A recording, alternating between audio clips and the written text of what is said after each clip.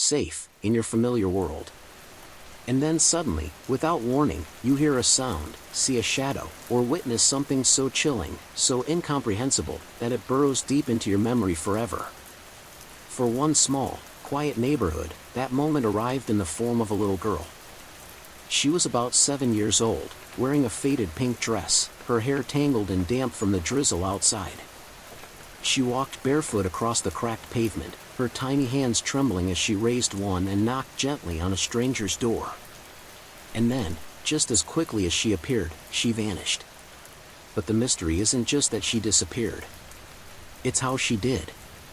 Because the people who saw her swear she wasn't a hallucination, wasn't a trick of the light, wasn't even a runaway. What they saw that night has never been explained. And as you'll soon learn, this wasn't the first time she was seen. Before we dive in, make sure you hit subscribe and turn on notifications, because stories like this, where the everyday collides with the chilling unknown, are exactly what we uncover here. Now, let's begin. The knock. It was late in the evening, a little past 9:30 p.m., in a small town that could have been anywhere in America. The kind of town where people still left their doors unlocked, where everyone knew their neighbor's name, where quiet evenings were broken only by the chirping of crickets or the occasional dog barking at the dark. On this particular night, in the cozy living room of the Ramirez family, the TV hummed with a low-volume sitcom laugh track. John Ramirez, a father of two, sat reclined in his chair with a cup of coffee he didn't really need at that hour. His wife, Elena, was folding laundry on the couch, glancing at her phone every so often. Their kids, Mateo and Sofia, had already gone to bed, their toys scattered across the rug like colorful landmines of plastic and wood. Everything was normal. Peaceful. And then, came the knock. It wasn't loud. In fact, it was so faint that John almost thought he'd imagined it. But Elena looked up too, her hands still holding a folded towel midair. They both stared at each other for a second, silently confirming they'd both heard it. Another knock followed. 3 little taps. Slow. Deliberate. Now, a knock at night wasn't unusual. But the Ramirez home sat at the far end of Maple Street, a quiet cul-de-sac where only neighbors ever showed up, and almost never after dark. John pushed himself out of the chair, muttering, "Who would be knocking at this hour?" He walked to the front door and flicked on the porch light. The bulb hummed faintly, casting a weak glow across the steps. And that's when he saw her. A little girl. Standing perfectly still at the top of the steps. She was no more than 7, with pale skin that looked even whiter under the yellow porch light. Her pink dress hung loosely, dirt-stained at the bottom, as if she'd been wandering barefoot for hours. Her eyes, huge, wide, dark, were fixed directly on John. She didn't smile. She didn't frown. She didn't move. For a long moment, John just stared, frozen. Something about her presence felt wrong. Not because she was frightening, exactly, but because she didn't fit. A child that young shouldn't be standing alone, outside, at nearly 10 o'clock at night. Finally, John opened the door a crack. Hey there," he said cautiously. "Are you okay? Where are your parents?" The girl didn't answer.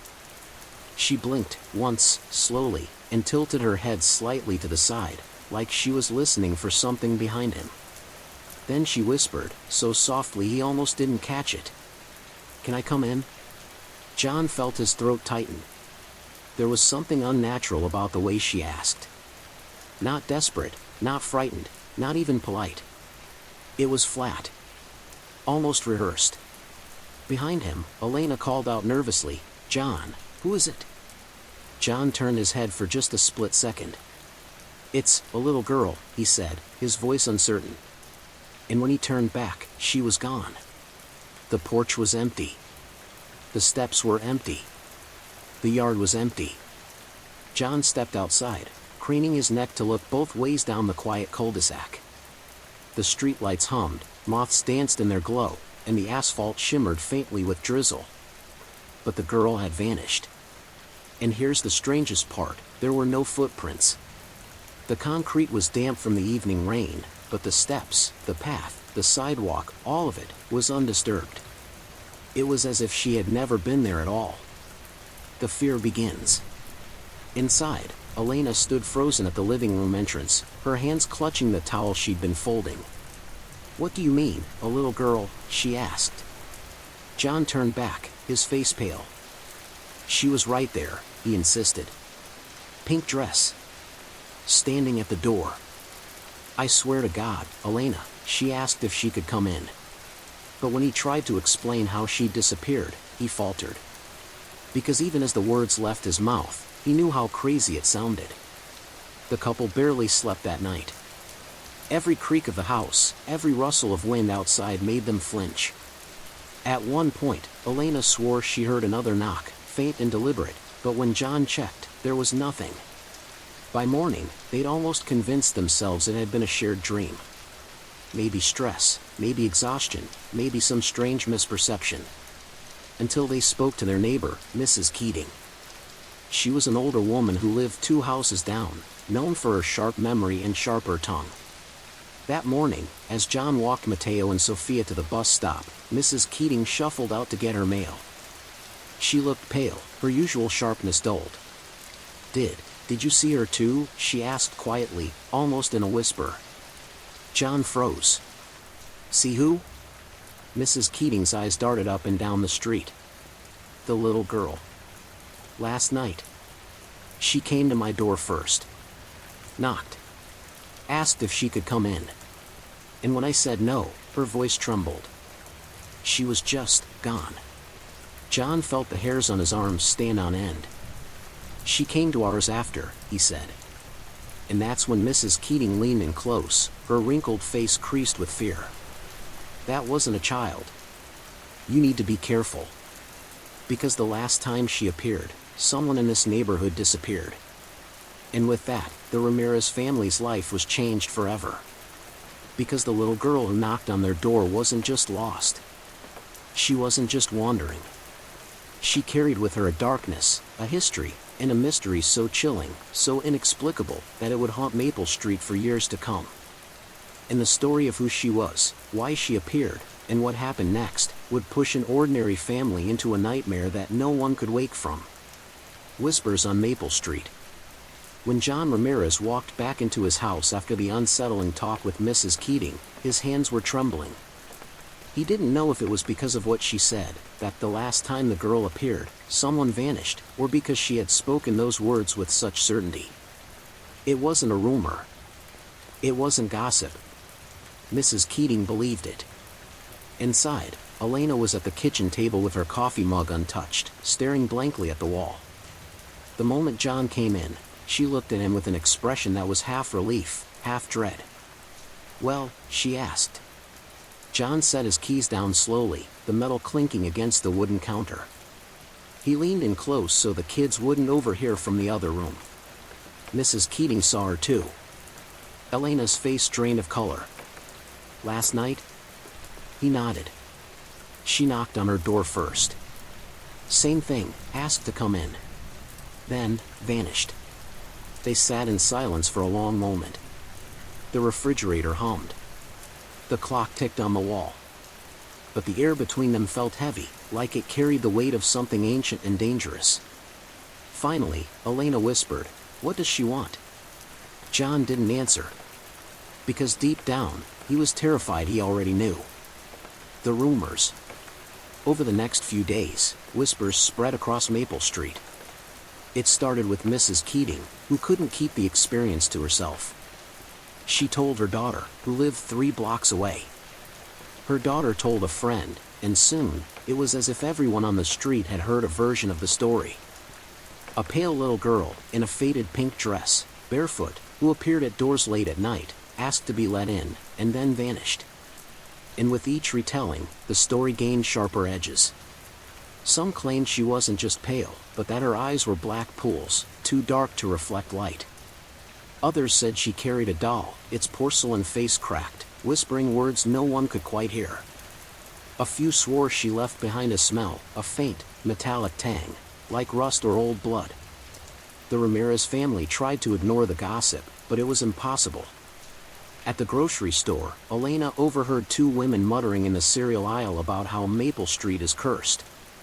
At the bus stop, Mateo asked his dad why the kids at school were saying the ghost girl is back. That word, back, made John's stomach churn. Because if the little girl was back, then Mrs. Keating was right, this had happened before. The story from the past. Determined to understand, John decided to talk to Mrs. Keating again. He walked over one late afternoon, the sun casting long shadows across the quiet cul-de-sac. Her house smelled faintly of mothballs and old books, and when she answered the door, she looked almost relieved to see him. "I knew you'd come," she said, leading him into the living room. She lowered herself into a recliner, her hands folded tightly in her lap. "You want to know about the last time?" John nodded. Mrs. Keating's eyes grew distant, as if she were watching something play out in her memory. "It was 20 years ago. 2005, there was another family on this street, the Harrisons. Good people. They had a son, Danny, 12 years old. Smart boy. He used to mow lawns around the neighborhood, rake leaves, that sort of thing. Everybody knew him." She paused, her voice trembling. "One night, Danny went out to take the trash. His parents heard a knock at the door a few minutes later. They thought maybe he'd forgotten his keys. But when they opened the door, it wasn't Danny standing there. It was her." John's chest tightened. "The same girl?" Mrs. Keating nodded. "Pink dress. Barefoot. Hair all messy." She asked if she could come in. "Mrs. Harrison told me she felt cold. Like something was pressing down on her chest. She said no. Shut the door. But when they opened it again, Danny was gone. Trash still sitting in the bin outside. And no one ever saw him again." John stared at her, horrified. "Wait, you're saying the girl took him?" Mrs. Keating's eyes glistened with tears. "I don't know what took him. But the girl appeared that night. And Danny disappeared. Draw your own conclusions. The Ramirez children." That night, John and Elena couldn't hide the truth anymore. They sat Mateo and Sophia down in the living room and explained, gently, that if a strange little girl came to the door, they were never, under any circumstances, to open it. Sophia, only 7, clutched her stuffed rabbit tight. "Why? Who is she?" John hesitated. "We don't know. But she's not safe." Mateo frowned, his 10-year-old bravado flickering. "Is she a ghost?" Elena reached over, squeezing his hand. "It doesn't matter what she is. All that matters is you stay away. Promise me." Both children nodded, though their wide eyes betrayed their fear. That night, Elena lay awake long after everyone else had fallen asleep. She couldn't stop imagining it, a knock at the door, her children answering it before she could stop them, a small figure in a pink dress stepping across the threshold. And the sick, gnawing feeling that if the girl got inside their home, something terrible, irreversible, would happen. The second knock. It was 2 nights later when it happened again. The Ramirez family was watching a movie together in the living room when the sound echoed through the house. 3 slow, deliberate taps. Knock. Knock. Knock. Elena froze. Sophia whimpered, burying her face into her stuffed rabbit. Mateo's eyes darted to the door, wide with fear. John stood slowly, his heart pounding in his chest. He motioned for the kids to stay put and crept toward the front door. He didn't open it this time. Instead, he pressed his eye to the peephole. And there she was. The little girl. Same pink dress. Same tangled hair. Standing perfectly still, her hands at her sides, her dark eyes fixed on the door as though she knew he was looking. John whispered, "Oh God," under his breath. From behind him, Elena's voice trembled. "Is it her?" John couldn't move. He couldn't breathe. Because at that moment, the girl did something new. She smiled. A slow, unnatural curve of the lips that didn't reach her eyes. And then, she raised her hand and knocked again. Knock. Knock. Knock. John stumbled backward, yanking the chain lock across the door, though it was already closed. He turned to his wife, his face ashen. She's back. But when he dared to look again, just seconds later, the porch was empty. The neighborhood in panic. The next morning, Maple Street was buzzing. More families reported knocks. More children whispered about seeing the girl in the dress at the edge of the cul-de-sac. Parents kept their kids inside, and by the weekend, the normally lively street was a ghost town. Rumors twisted into paranoia. One neighbor swore they saw her standing at the foot of their bed in the middle of the night. Another claimed their security camera caught a glimpse of her, but when they checked the footage, it was blank. The fear was spreading.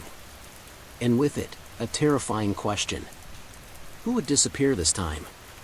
The decision. For John, the weight of that question was unbearable. He couldn't stand waiting for something to happen. He needed answers. That's when he found himself digging late into the night, scrolling through old newspaper archives, trying to find anything about the Harrisons or the disappearance of Danny. And after hours of searching, he found it. Boy vanishes from Maple Street, the headline from 2005 stared back at him. The article mentioned Danny's disappearance, the search that followed, and how no trace was ever found. But buried in the middle was a strange detail. A neighbor reported seeing a small girl in unusual clothing near the Harrison house that night. The article dismissed it as irrelevant. But John knew better. His blood ran cold as he realized this wasn't a new haunting. It was a cycle. The girl appeared, someone vanished, and then the street lived in fear until she returned again.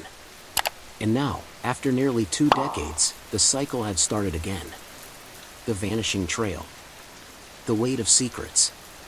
The Ramirez home no longer felt like a home. Every sound carried menace, the groan of the old pipes, the hum of the fridge, the creak of the wooden stairs.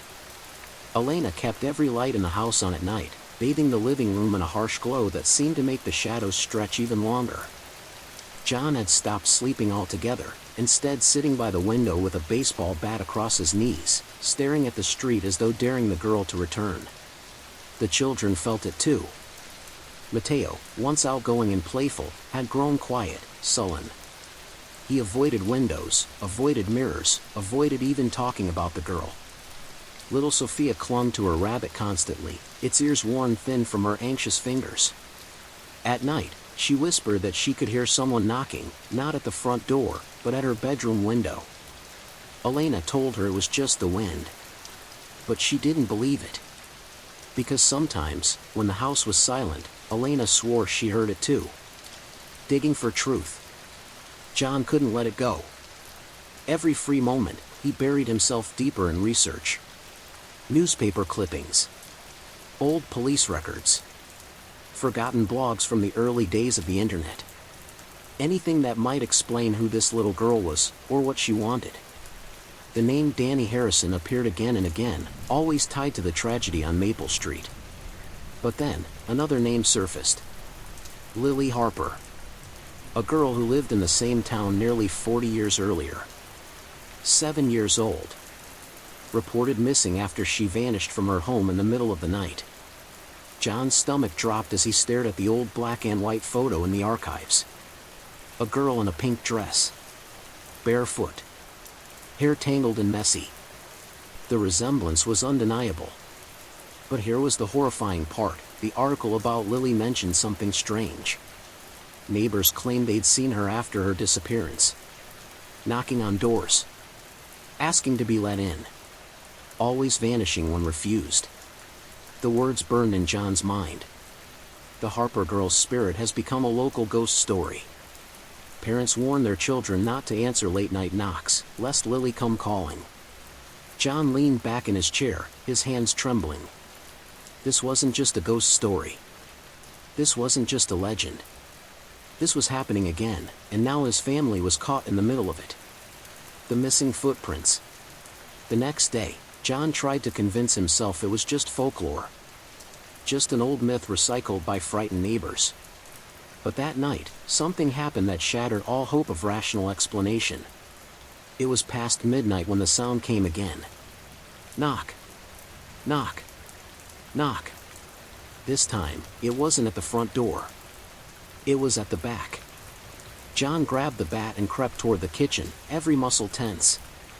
He motioned for Elena to stay with the kids, who were awake now and huddled together on the couch, wide-eyed with terror. When John reached the back door, his breath caught. Through the glass, bathed in the pale light of the moon, stood the girl. Her dress hung wet and clinging, as though she'd just walked out of a lake. Her hair dripped, strands stuck to her forehead. And her eyes, those dark, bottomless eyes, stared straight into him. She lifted her hand slowly. Knock. Knock. Knock. John's grip tightened on the bat. His body screamed at him to run, to hide, to do anything but look. But he couldn't move.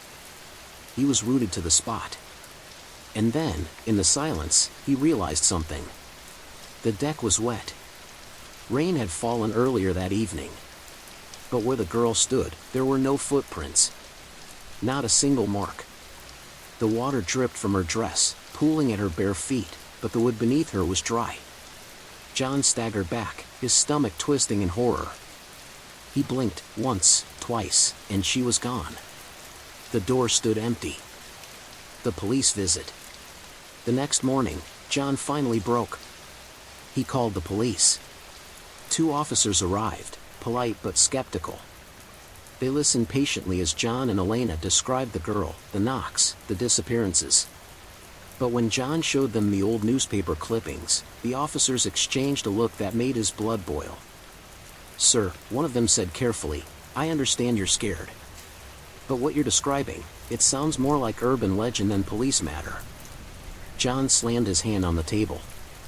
"Tell that to the Harrisons. Their boy vanished. Tell that to Mrs. Keating. She saw her too.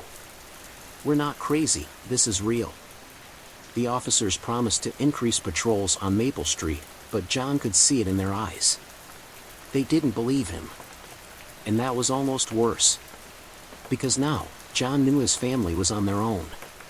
The girl returns.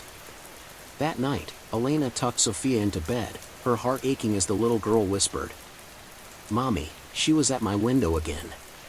Elena kissed her forehead, forcing a smile. "It's just a dream, sweetheart." But when Elena left the room and closed the door behind her, she froze. There, faint but unmistakable, was the sound. Knock. Knock. Knock. Not at the front. Not at the back. At Sophia's window. Elena's heart dropped. She turned slowly, her eyes wide with terror. Through the thin curtains, she saw it, the outline of a small figure, standing just inches away, separated only by glass. Elena yanked the curtain open, fury and fear boiling inside her. "Leave us alone," she screamed. But the girl didn't flinch. She only smiled that same slow, unnatural smile. Her lips parted, and for the first time, Elena heard her voice clearly. "Please, let me in." Elena staggered back, clutching her chest.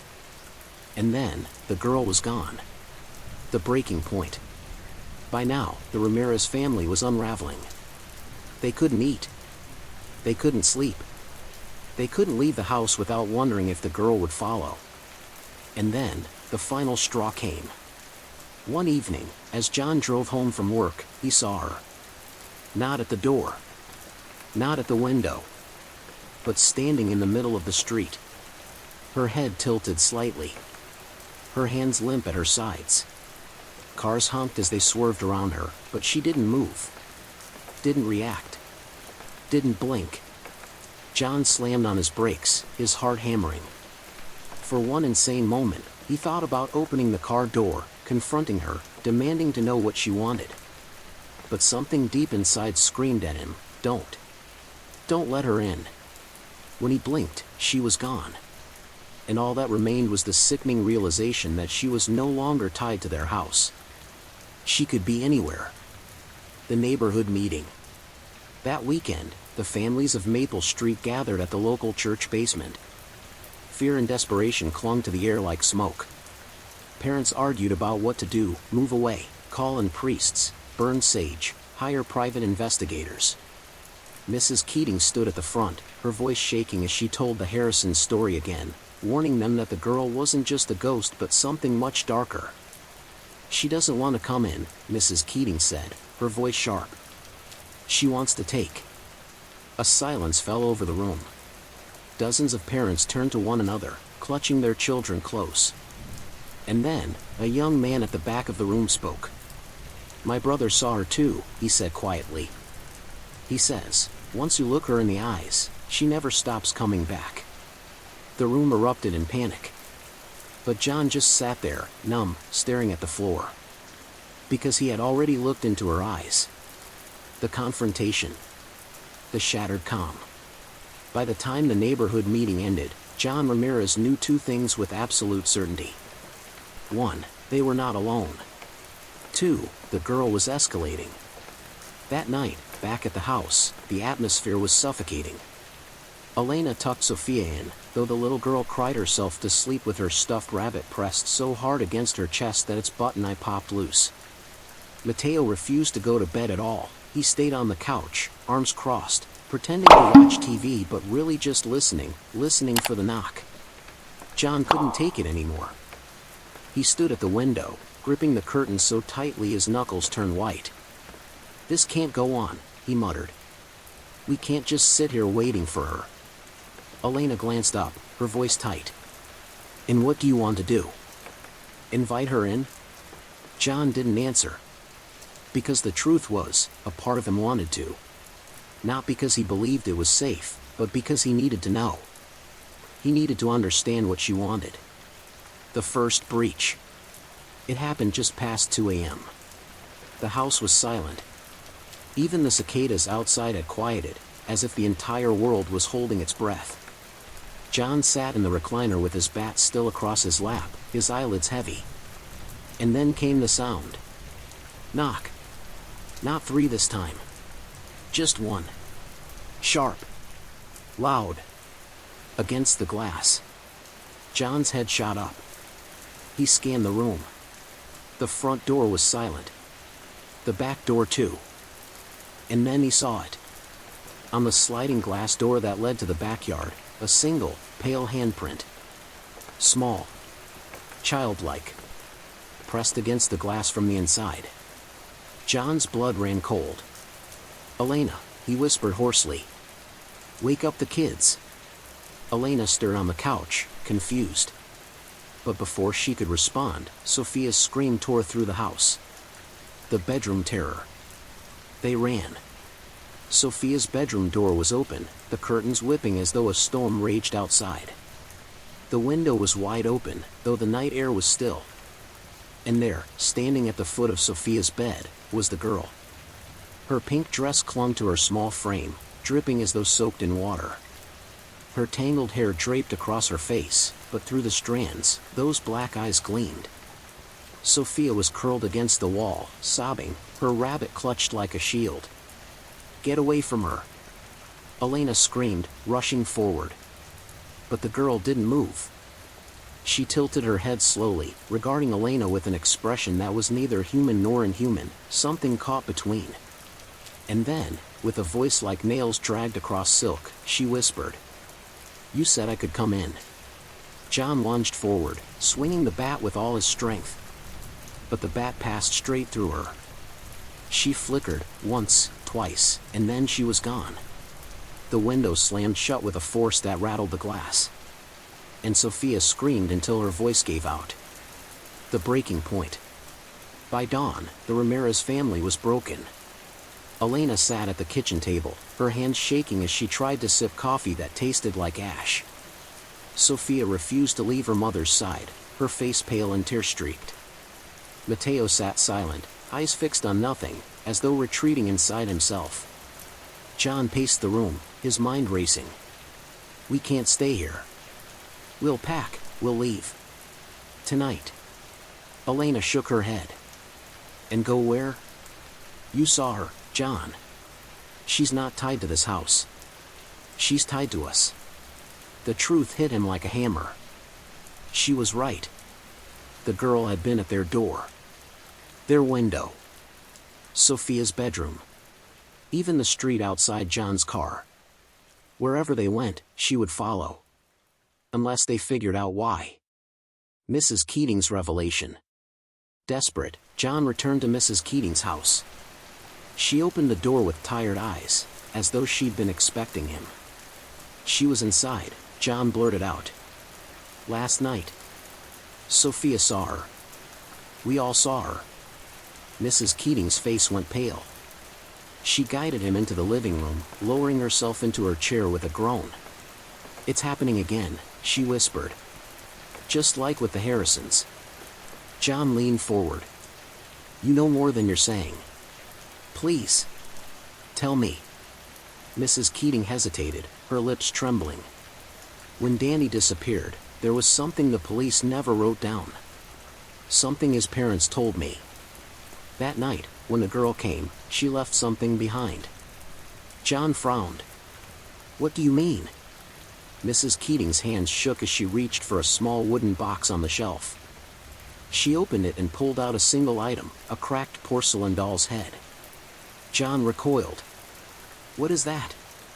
"She left it on their doorstep the night Danny vanished," Mrs. Keating said. And the strangest part? It wasn't theirs. They'd never seen it before.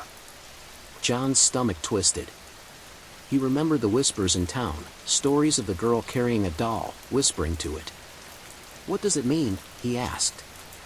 Mrs. Keating's eyes filled with tears. "It means she's not just a ghost. She's collecting the daughter's secret." Back home, Elena tried to comfort Sophia. But the little girl clung to her rabbit, whispering things that made Elena's blood run cold. "She talks to me," Sophia said softly. "At night. When I'm almost asleep." Elena stiffened. "What does she say?" "She says she wants a friend," Sophia murmured. "She says she's lonely. She says she wants me to play with her." Elena's heart stopped. She pulled Sophia close, kissing the top of her head again and again, as though her love could shield her. But inside, Elena knew the truth. The girl wasn't here for John. Or her. Or even Mateo. She was here for Sophia. The basement encounter. That night, John resolved to stay awake. He sat in the living room, every light on, his eyes locked on the doors and windows. Hours passed. Midnight came and went. And then, faintly, he heard it. Not a knock. A giggle. Soft. Childlike. From the basement. John's blood froze. Slowly, he descended the creaking steps, bat raised. The basement was cold, damp, filled with the smell of earth. Shadows stretched long against the concrete walls. And in the corner, just beyond the reach of the light bulb, he saw her. The girl. Sitting cross-legged on the floor, cradling something in her lap. A doll. Her lips moved silently, whispering to it, stroking its cracked porcelain face. Then, slowly, her head turned. Her black eyes locked on his. And she smiled. "You can't keep me out," she whispered. "She's already mine." Before John could move, the light bulb above him shattered, plunging the basement into darkness. When he scrambled back upstairs, slamming the door shut, his hands were cut and bleeding. But worse than the pain was the sound that echoed behind him. A soft giggle. And the faint, unmistakable knock on the basement door. The unseen mark. The next morning, Elena noticed something strange. A faint, reddish mark on Sophia's wrist. At first, she thought it was a scratch, maybe from her rabbit. But when she looked closer, her stomach turned. It wasn't random. It was shaped like a handprint. Small. Childlike. As though the girl had grabbed her in the night. Elena screamed for John, and together they tried to scrub it away. But no matter how hard they washed, the mark remained. And Sophia just sat there silently, her eyes distant, humming a tune that neither parent recognized. A lullaby. The decision. By now, it was clear, they couldn't wait any longer. The girl wasn't just knocking. She wasn't just appearing. She was inside their home. inside their lives, inside their daughter. And if they didn't do something fast, they would lose Sophia. That evening, John looked at Elena with a grim resolve. We need to find out where she came from, who she was, what happened to her. If we don't, she's going to take her. Elena nodded, tears streaming down her face. So, for the first time since the nightmare began, they prepared to fight back. Not with bats. Not with locks. Not with prayers. But with truth. Because somewhere in the story of Lily Harper, her life, her death, her haunting, was the key to saving their daughter. And John vowed they would find it, no matter how deep into the darkness they had to go. The house that remembers. A family at its breaking point. The Ramirez family was hanging by a thread. Elena barely spoke anymore.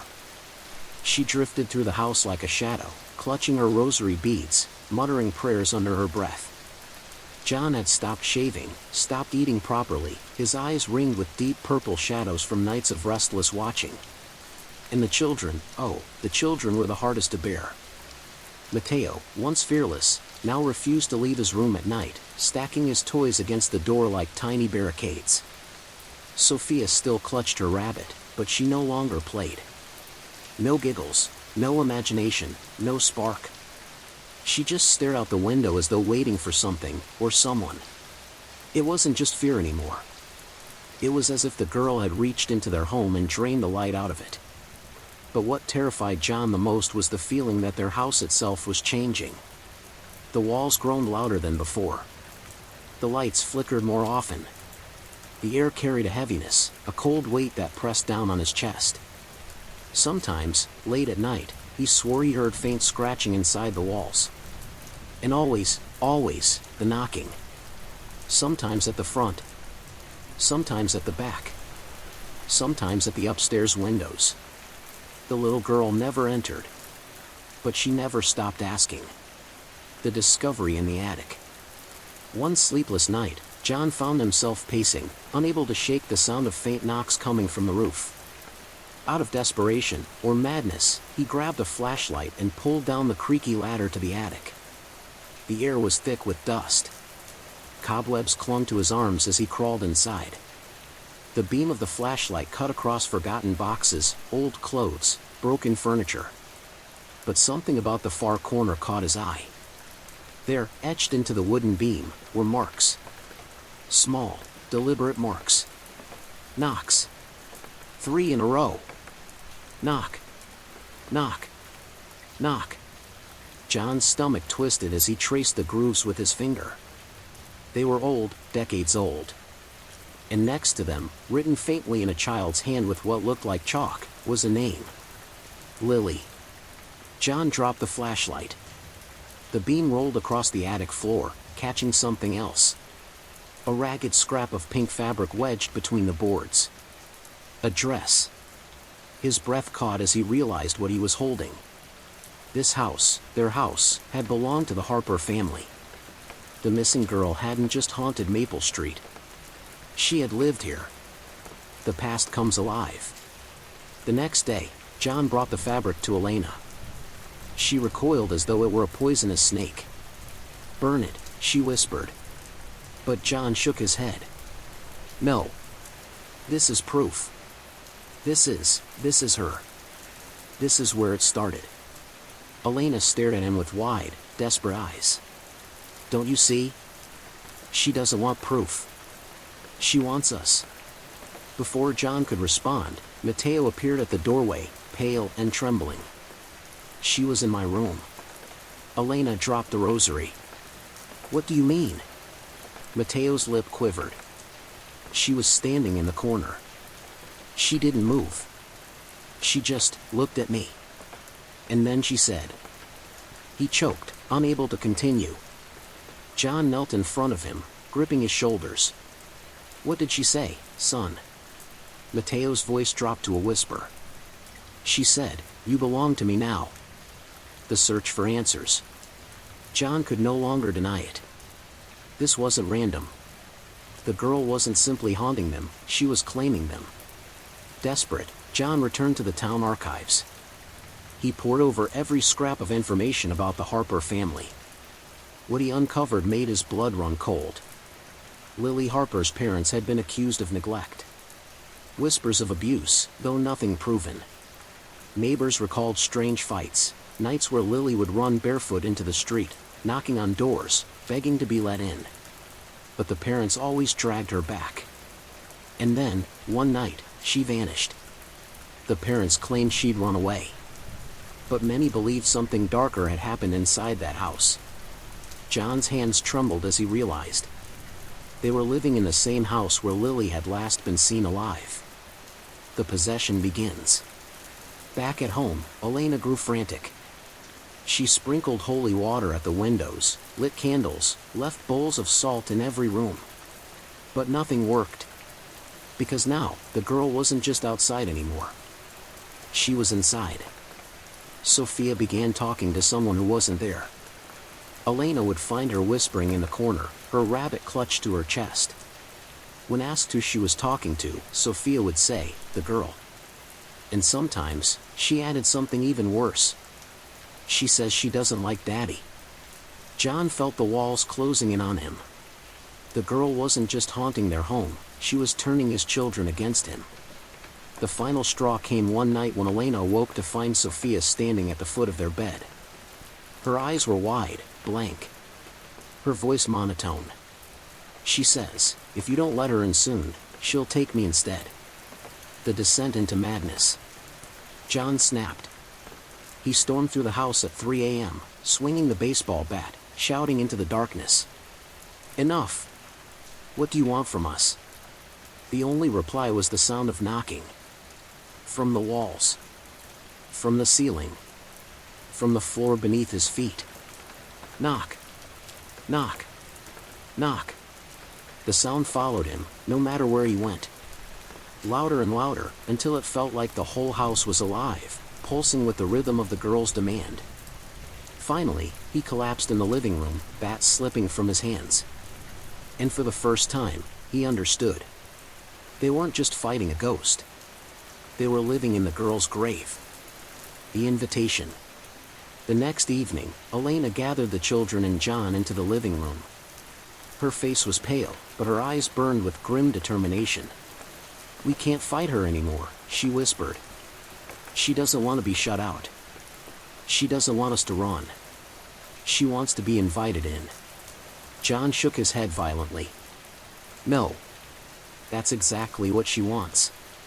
Once we open that door, it's over." Elena's voice cracked. "John, it's already over. Look at our children. Look at us. She's not going to stop. If we don't give her what she wants, she'll take it anyway." The family sat in silence, the weight of the decision pressing down on them. And then, as if on cue, the sound came again. Knock. Knock. Knock.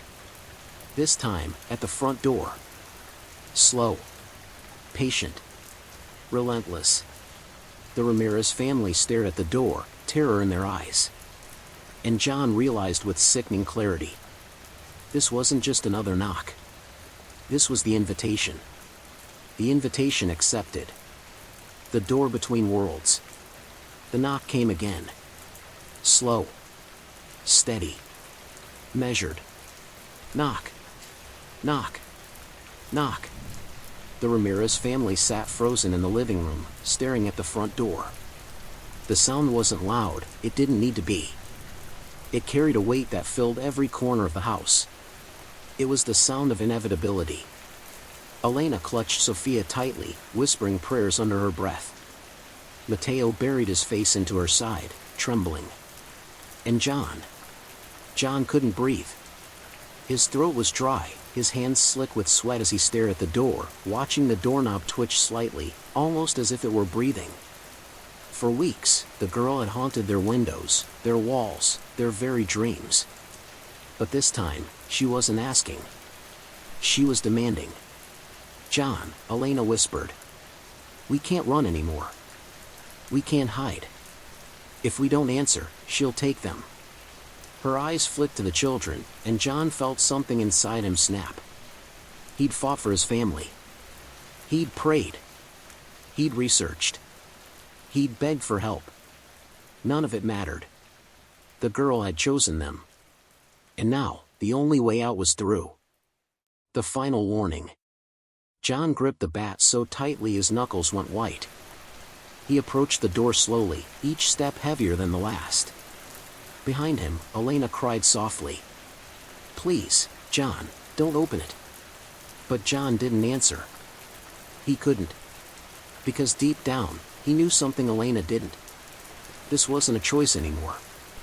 The girl was in control. The knocking stopped. Silence.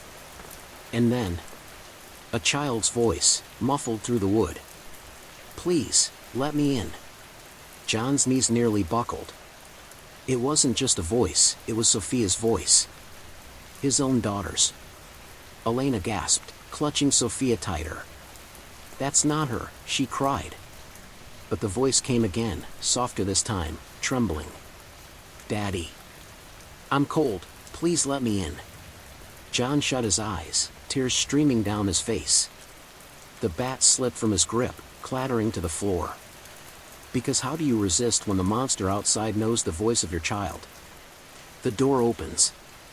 With shaking hands, John reached for the doorknob. Elena screamed. "No! John, don't!" But it was too late. The metal was ice cold beneath his fingers. His breath came in shallow gasps as he twisted the knob and pulled. The door swung open. And there she was. The little girl. Lily. She stood barefoot on the porch, her pink dress torn and soaked with stains that looked far too dark to be mud. Her hair clung to her face, dripping as though she'd just crawled out of the earth itself. But it was her eyes that broke him. Those endless black pits, hungry and hollow, pulling him in like a whirlpool. She tilted her head slowly, and for the first time, she stepped forward. Into the house. The shift. The air changed instantly. The temperature dropped, the lights flickered, and the walls themselves seemed to shudder. Elena let out a sob as Lily crossed the threshold, her tiny feet leaving no prints on the carpet. Sophia whimpered, clutching her rabbit tighter. Mateo buried his face in his mother's chest. But John was transfixed. Because as Lily entered, he realized something horrifying. She wasn't smiling anymore. Her lips curled downward into something almost like sorrow. And when she spoke, her voice wasn't mocking or cruel, it was broken. "They never let me in." The truth revealed. The room fell silent. The Ramirez family stared at her, hearts pounding, but Lily didn't move. She stood in the middle of their living room, dripping water onto the rug, her voice low and trembling. "I knocked and knocked. But nobody opened the door. Nobody helped me." Her gaze shifted to Sophia, and for a moment, her black eyes softened. "I was so cold." Elena's breath caught. "What happened to you?" she whispered. Lily's head tilted. The silence stretched, heavy and suffocating. And then she said it. "They put me in the dark." John's stomach twisted. Who did this to you?" Lily's expression flickered, anger, sadness, hunger, all in the span of a heartbeat. "My family," she said simply. "They locked me away. And when I begged to come in, no one opened the door." The words hung in the air like a curse. John realized with sickening clarity, this wasn't just a haunting. This was a memory repeating itself, an endless cycle of a little girl's last moments. But then Lily's face hardened. "And now, it's your turn." The attack. Before anyone could move, the lights exploded, bulbs bursting in showers of glass. The house plunged into darkness, illuminated only by the faint, unnatural glow radiating from Lily's skin. The air filled with the deafening sound of knocking.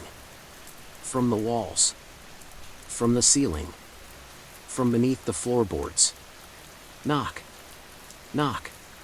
Knock. The Ramirez family screamed as the sound swallowed the room, rattling the furniture, shaking the very foundation of the house.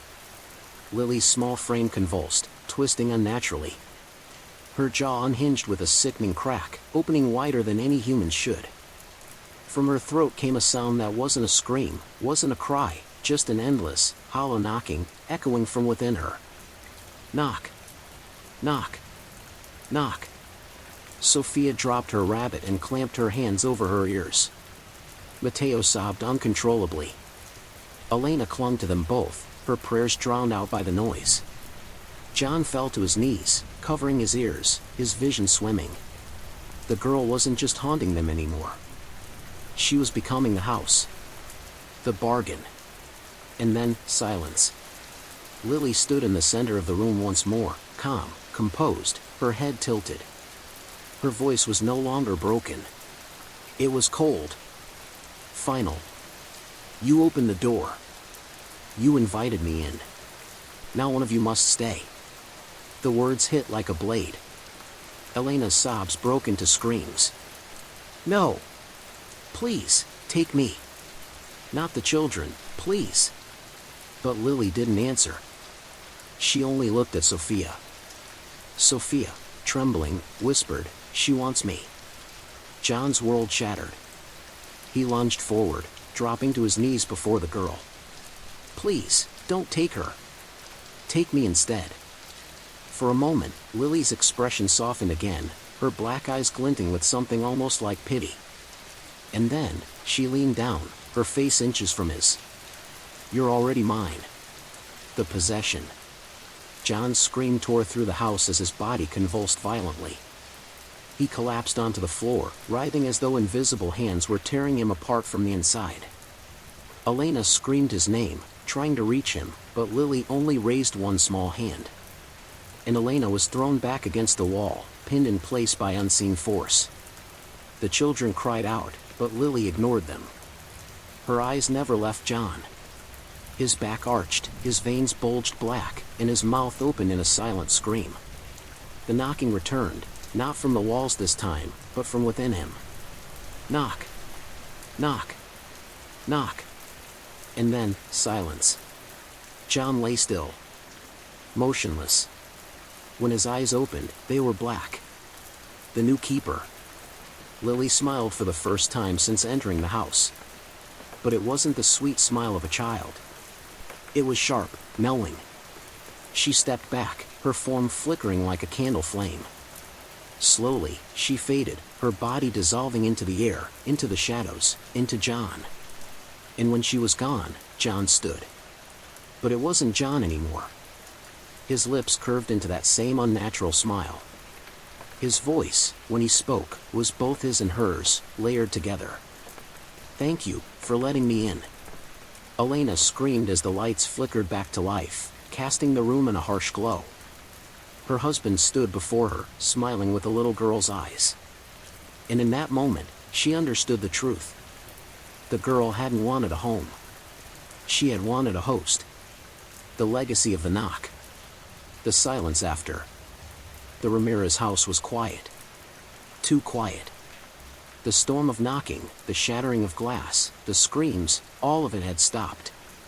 In its place was a silence so heavy it pressed on the chest like a weight. Elena sat slumped against the wall, arms wrapped protectively around Sophia and Mateo. Her body trembled, but she didn't dare move. Not while John, no, not John anymore, stood in the center of the room. He didn't look at them. He didn't speak.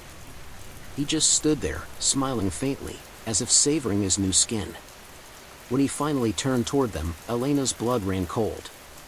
His eyes weren't John's. They were black. Hollow. And when he spoke, the voice that came out wasn't just his.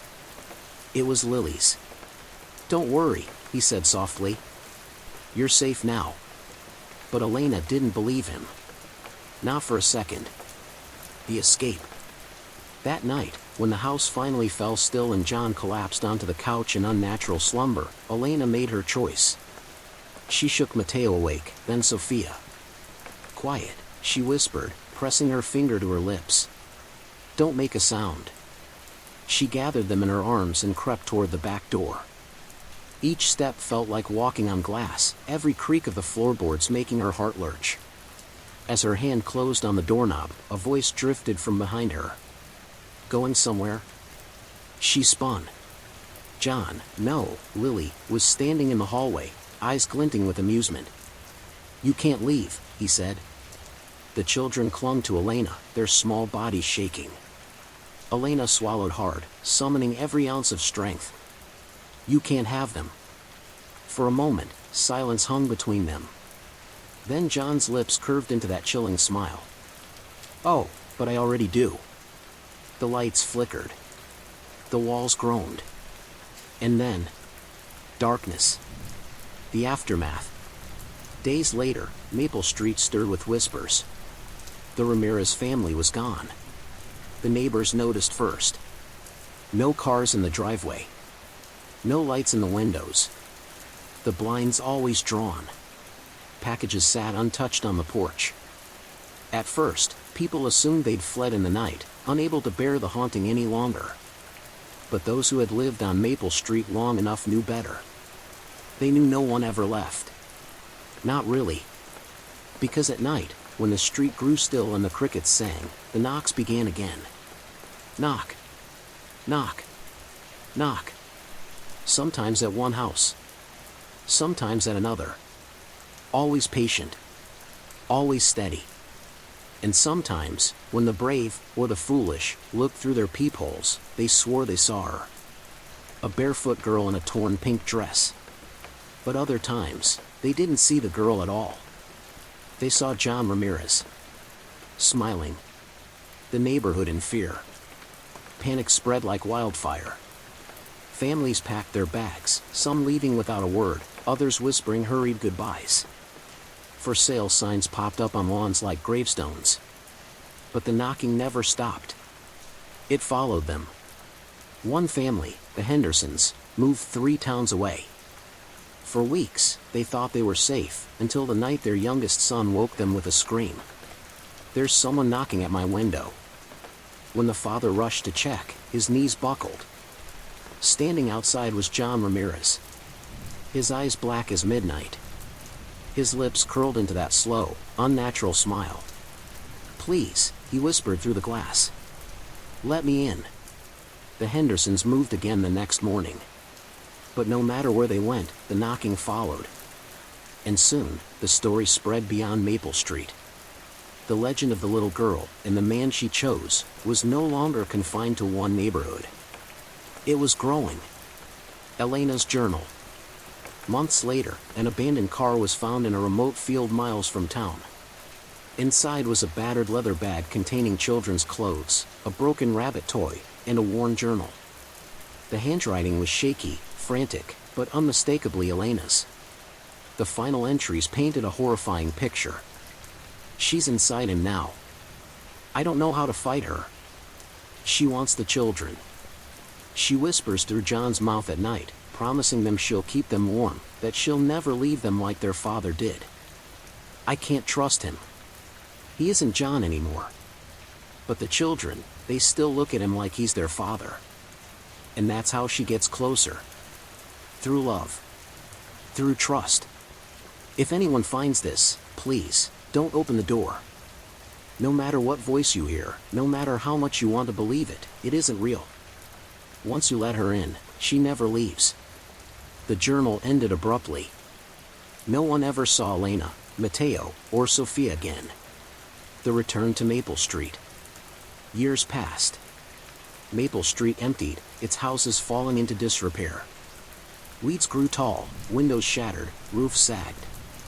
But one house always seemed strangely intact. The Ramirez house. The paint never peeled. The grass never overgrew. The porch light flickered on at dusk, as though someone still lived there.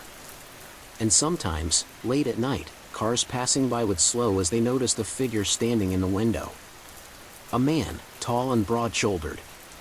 And next to him, a little girl in a pink dress. Both smiling.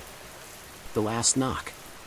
One cold October night, a new family moved into Maple Street.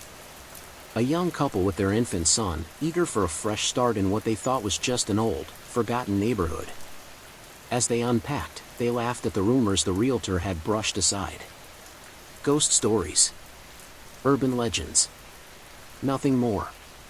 But at midnight, as they tucked their baby into his crib, a sound echoed through the house. Knock. Knock. Knock. The husband froze. Did you hear that? His wife nodded, her face pale. Someone's at the door. He went to the foyer, heart pounding, and pressed his eye to the peephole. A child stood on the porch. Barefoot. Dress torn. Eyes black. She tilted her head. Please, she whispered. Let me in. The husband's breath caught. He stumbled back, shaking his head. No, no, it's just a trick. But then another sound came. A voice from upstairs. Their baby's voice. Daddy, it's cold. Please, let me in. The husband's knees gave way as he realized the voice wasn't coming from the baby's room. It was coming from the front door. Knock. Knock. Knock. The legend of Maple Street lived on. And it always began the same way. With a knock.